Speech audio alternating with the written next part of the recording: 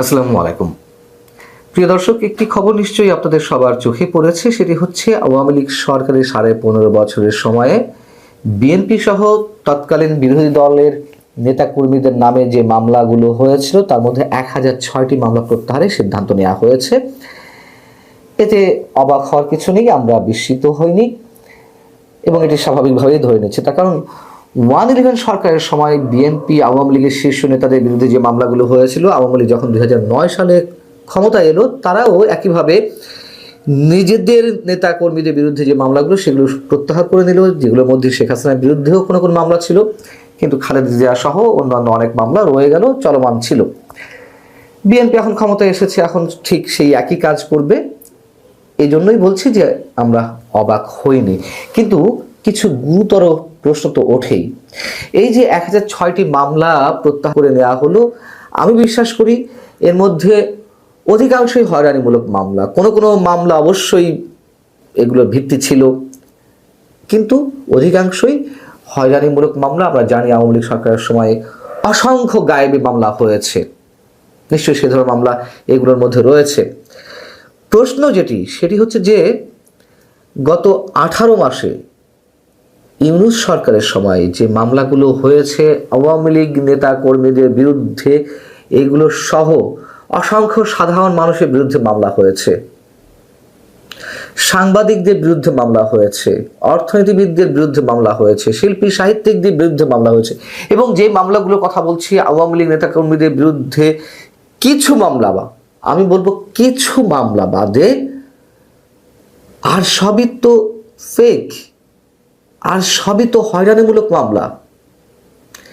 সেগুলো প্রত্যাহার করা হবে না? যদি না করা হয়ে থাকে কেন করা হবে না? সেই জবাবটি তো তারেক রহমানকে দিতে হবে। আমাদের বর্তমান প্রধানমন্ত্রী তারেক রহমান দিন বদলের স্বপ্ন দেখাচ্ছেন আমাদেরকে।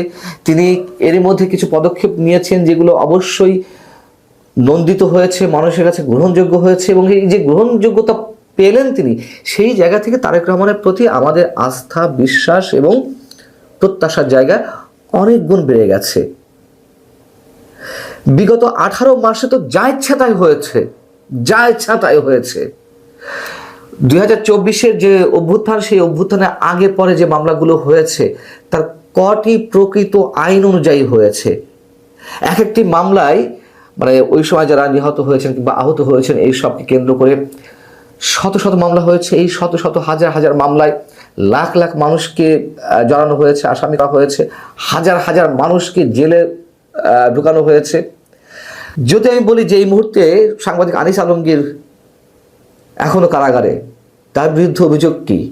তার বিরুদ্ধে যে মামলাটি হয়রানিমূলক নয়, এটি কি কেউ বিশ্বাস করেন এই বাংলাদেশে? আমাদেরকে যখন আটক করা হলো 3 মাস আমাকে রাখা হয়েছিল, প্রফেসর কার্জনকে 4 মাস রাখা হয়েছে, শেখ হাফিজুর রহমান কার্জন, সাবেক সচিব আবু আলম শহীদ খানকে 4 মাসের মতো কারাগারে রাখা হয়েছে, লতিফ সিদ্দিকীকে কারাগারে রাখা হলো, 70 ঊর্ধ্ব 80 ঊর্ধ্ব মুক্তিযোদ্ধাদেরকে, মুক্তিযোদ্ধা আনিসুর রহমান বুলবুল সহ আরও অনেককে যে 3 মাস 4 মাস করে কারাগারে রাখা হলো। এই মামলাগুলো তো এখনও চলমান। আমরা মানে জামিনে ছাড়া পেয়েছি, মুক্ত তো হয়নি। এইগুলো যে একেবারে মিথ্যা, বানোয়াট, হয়রানিমূলক মামলা, সেটি নিয়েও নিশ্চয় কারোর প্রশ্ন নেই। আমাদেরকে সন্ত্রাস বিরুদ্ধে আইনে মামলা দেওয়া হলো।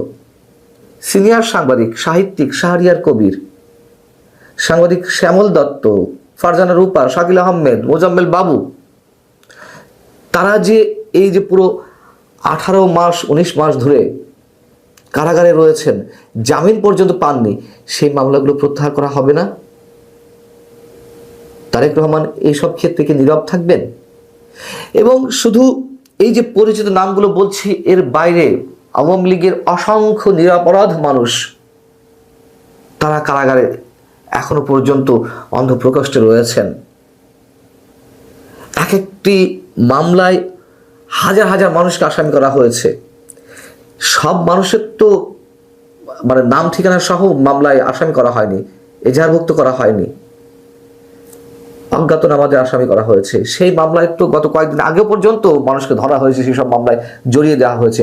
আমি আওয়ামী লীগ নেতা কর্মীদের কথা বাদ দিলাম, ফুটপাতের দোকানদার, ক্ষুদ্র ব্যবসায়ী, চায়ের দোকানদার থেকে শুরু করে সবজি বিক্রেতা, এমন অসংখ্য নিরীহ মানুষকে তো এইসব মামলা আটকানো হয়েছে। এই ধরনের মামলায় এখনো তারা কারাগারে রয়েছেন।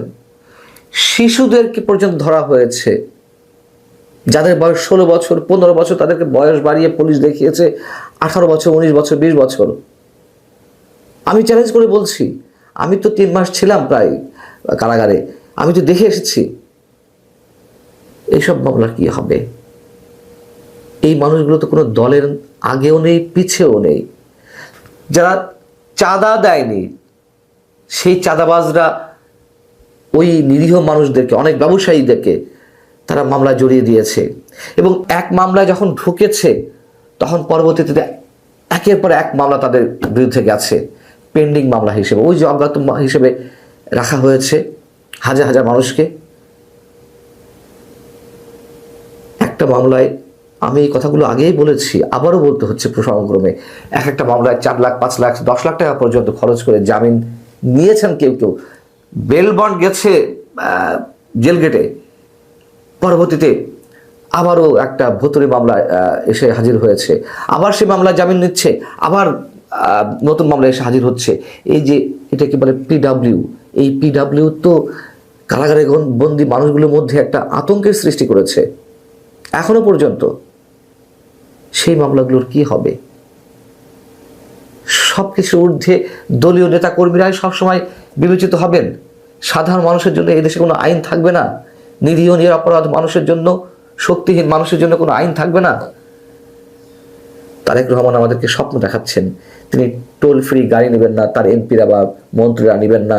তিনি যানজট মুক্ত রাখার জন্য রাজধানীকে তিনি তার প্রোটোকলের গাড়ি, মানে গাড়ি বহরের যে সংখ্যা সেগুলো কমিয়ে নিয়ে আসছেন। তিনি শনিবারে অফিস করা শুরু করেছেন। তিনি আইনের শাসন প্রতিষ্ঠা করতে চান। যদি আইনের শাসন প্রতিষ্ঠা করতে চান, অবশ্যই অবশ্যই আমাদের সামনে দৃষ্টান্ত স্থাপন করতে হবে। এই বাংলাদেশ যেন সবসময় একটি বিশেষ দলের না হয়ে থাকে। এবং এই যে আসিফ নজরুল, সাবেক আইন উপদেষ্টা, তিনি তো সরাসরি বলেছিলেন যে জামিন যেন কোনোভাবে না হয়, বা দেখে শুনে বিচারকদের জামিন দিতে হবে। এক ধরনের হুমকি পলিটিক্যাল গভর্নমেন্টগুলোর সময় যা হয়, আসিফ নজরুলরাও তাই করেছেন। মানবাধিকার লঙ্ঘন করেছেন, জামিনটা পর্যন্ত দেয়নি সহজে। এবং এই মামলায়, মানে যে মামলাগুলো প্রত্যাহার করা হচ্ছে, সেখানে আসামি ছিলেন কারা কারা, কোন কোন দলের? জামাত ইসলামী, বিএনপি তো ছিলই, জামাত ইসলামী, হেফাজত ইসলামী, গণ অধিকার পরিষদ সহ বিভিন্ন রাজনৈতিক দলের নেতাকর্মীদের বিরুদ্ধে মামলা ছিল। সেগুলো থেকে তাদের অব্যাহতি দেওয়া হচ্ছে। খুব ভালো কথা, খুব ভালো কথা। এবং এই সুপারিশগুলো তো এই আইন উপদেষ্টাই করে গেছেন, এই যে সাবেক আইন উপদেষ্টা ডক্টর আসিফ নজরুল। আমি মনে করি, আমার দৃঢ় বিশ্বাস, এই আসিফ নজরুলকে জেলে যেতে হবে, আইনি প্রক্রিয়ার মাধ্যমেই তাকে জেলে যেতে হবে। তাদের বিরুদ্ধে যে দুর্নীতি অভিযোগ উঠছে, মানবাধিকার লঙ্ঘনের অভিযোগ উঠছে, যেতে হবেই, এটি আমার দৃঢ় বিশ্বাস। তিনি যেভাবে মানুষের সঙ্গে বেইমানি করেছেন, নিরপরাধ মানুষকে জেলে ঢুকিয়েছেন, প্রকৃতি কাউকে ছাড় দেয় না। যে মামলাগুলো প্রত্যাহারের সিদ্ধান্ত হয়েছে, সেই মামলাগুলো যাচাই বাছাই করার জন্য 2টি কমিটি গঠন হয়েছিল এই ইউনিট সরকারের সময়। একটা জেলা প্রশাসকদের নেতৃত্বে জেলা কমিটি, আরেকটা হচ্ছে আইন মন্ত্রণালয়ের যিনি উপদেষ্টা ছিলেন আসিফ নজরুল, তার নেতৃত্বের কমিটি। তারা যে সুপারিশগুলো দিয়ে গেছে সেগুলো এখন প্রত্যাহার করা হবে। আবার অন্তর্বর্তী সরকারের সময়ও অনেক মামলা প্রত্যাহার করা হয়েছে বিএনপি নেতাকর্মীদের নামে, যেগুলো ছিল বা অন্যান্য দলের নেতাকর্মীদের নামে। এখন আবার নতুন করে এই 1006টি মামলা প্রত্যাহার করা হচ্ছে। আমরা দাবি জানাবো, 18 মাসে যে ভৌতিক অবস্থার সৃষ্টি হয়েছিল, মানুষের জীবনে যে নাবিশ্বাস উঠেছিল নানান পর্যায় থেকে, মব থেকে শুরু করে, আমাদের যেই মামলায় নেওয়া হলো সেদিন কি ঘটেছিল? মব সৃষ্টি করা হয়েছিল। তো আমি নিজে ফোন দিয়েছিলাম পুলিশকে, অথচ পুলিশ এসে আমাদেরকে আটক করে নিয়ে গিয়েছিল। এগুলো তো ওপেন সিক্রেট। পুরো বিশ্ব যারা বাংলাদেশ সম্পর্কে খোঁজখবর রাখেন তারা সবাই জানেন। সেই মামলাগুলো প্রত্যাহার হবে না। যে আন্ডারএজ মানুষগুলো, মানে যে শিশুরা এখনো কারাগারে রয়েছেন, যে নিরপরাধ মানুষগুলো, আওয়ামী লীগ করে এমন অসংখ্য মানুষ যারা এই ধরনের সন্ত্রাসী কর্মকাণ্ডের সঙ্গে কখনো জড়িত ছিলেন না, হত্যাকাণ্ডের সঙ্গে জড়িত ছিলেন না, তাদের মামলা প্রত্যাহার হবে না? এই প্রশ্ন রেখেই শেষ করছি। ভালো থাকুন সবাই।